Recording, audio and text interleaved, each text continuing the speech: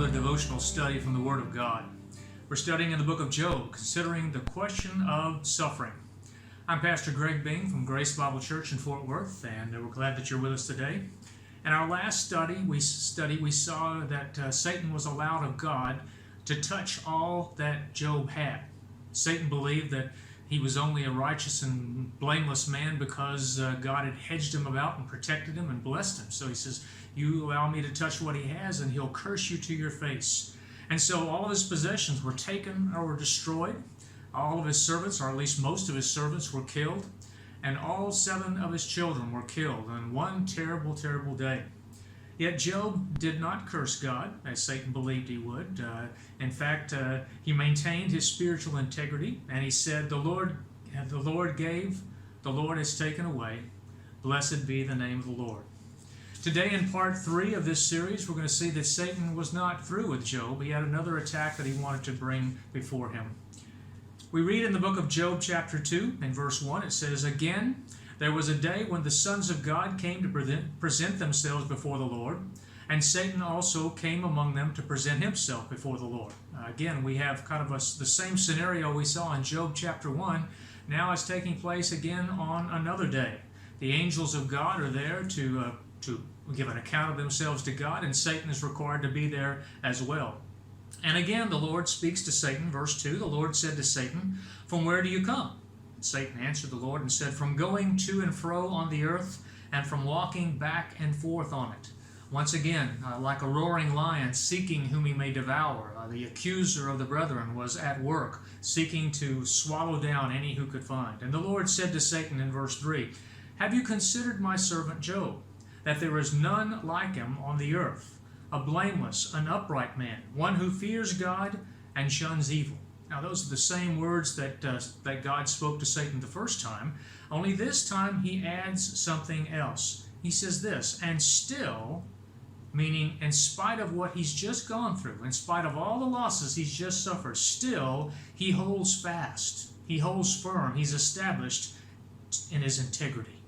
Integrity, the word integrity means wholeness or soundness of character, and Job maintained that. He says, although you incited me against him to destroy him without cause, in spite of all that, in spite of the sufferings that he went through, he says he maintained his integrity. He remained blameless and upright. He feared God. He shunned evil still.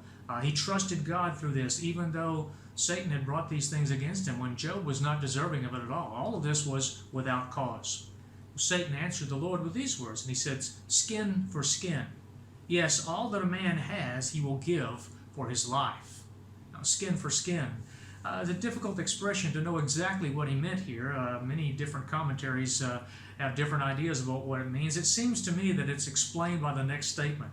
All that a man has he will give for his life.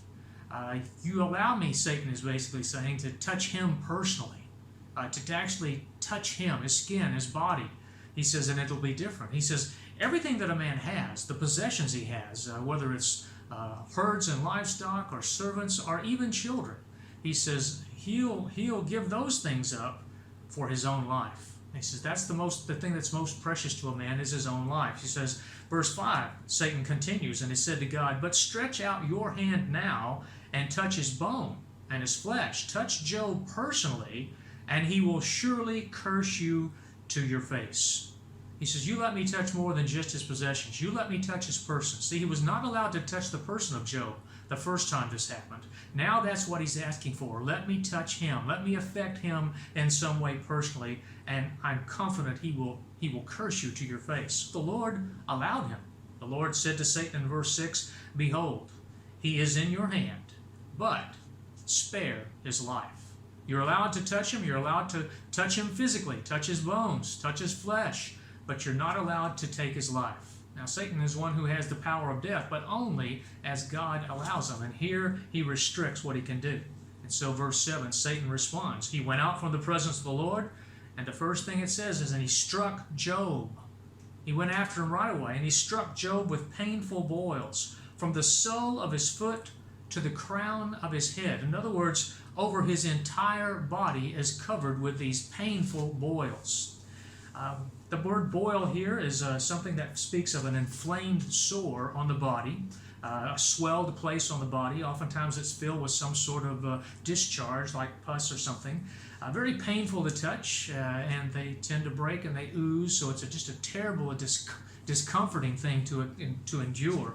It's the very thing that's described in the book of Exodus chapter 9, verses 8 through 11. This is one of the plagues was brought upon the Egyptians in order for God to force them to let his people go, was boils on their skin. Here he had boils over his entire body. Now, when I was a child, I had boils occasionally. Now, one at a time. But I still remember how painful they were to touch and how uncomfortable it was to have those things. And I only had one at a time. Job's entire body was covered with these, from the top of his head to the bottoms of his feet. Very, very painful thing to go through.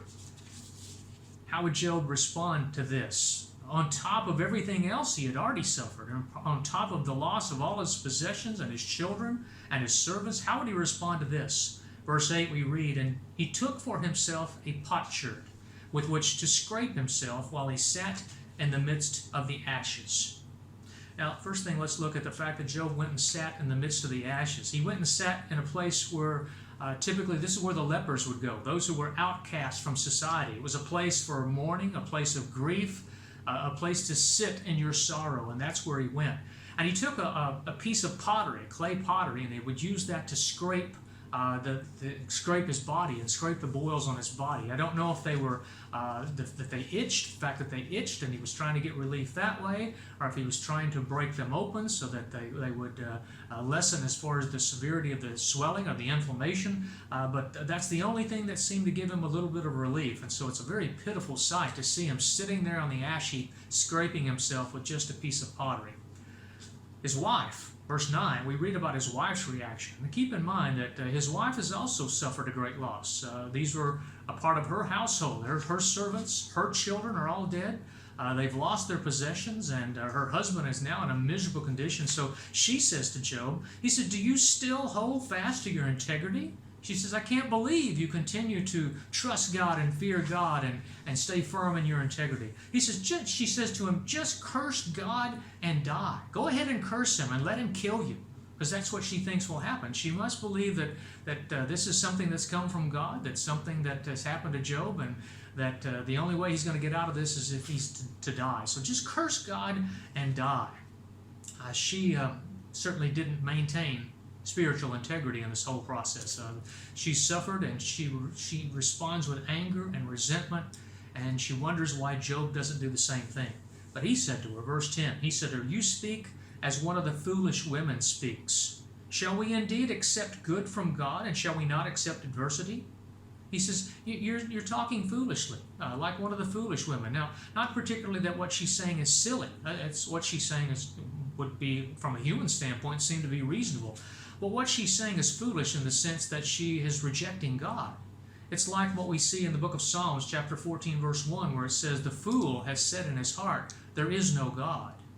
She is acting foolishly in her response to tell him to curse God. That's a foolish response. And so that's what he tells her. You're speaking as one of the foolish women speaks, one who doesn't believe in and trust in God.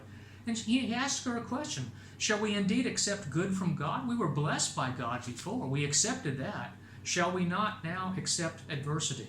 He realized that whatever happens in our lives comes as a result of what God allows, or what God brings into our lives. And so he says God's brought good to us, and now God's brought some adversity. Shall we not accept that? And it says in the last statement of verse 10, in all of this, Job did not sin with his lips. He did not curse God to his face, again, as Satan was confident that he would, surely this time. With painful boils all over him, the discomfort, the misery would certainly lead him to curse God. But it didn't. In fact, he did not sin with his lips at all in response to this terrible sufferings. In our next study, we're going to look at just how Job's miseries affected his life, not just physically, but in so many other ways. Yes, this was great physical pain, but there was more that came with this attack upon his body and his person than just the physical pain. And we hope that you'll join us next time for our next study in the book of Job.